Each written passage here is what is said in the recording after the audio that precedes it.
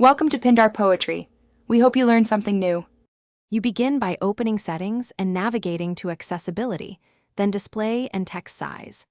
This path gives you the only reliable system-wide control for text size in apps and messages. Once there, tap Larger Text to expose the slider and the toggle for larger accessibility sizes. Make sure your iPhone is unlocked and not in guided access, so changes apply immediately. This step ensures you control both standard and extended text ranges, rather than app-specific fonts. Now drag the text size slider while watching the live preview. This shows how messages and mail will look. If you need more range, enable larger accessibility sizes first, then drag again to reach extra-large settings. Make sure to test different apps because some use dynamic type differently. Once done, close Settings and open Messages to confirm the chosen size fits your reading comfort.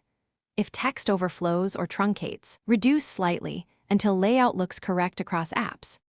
Finish by exiting Settings and checking Common Apps to confirm the new text size is applied.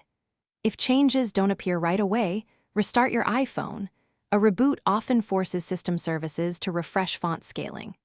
Make sure apps are updated, because older apps might not support dynamic type properly.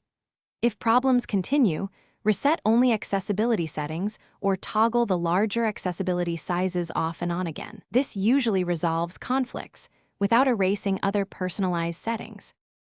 Thanks for watching. Consider subscribing if we helped you.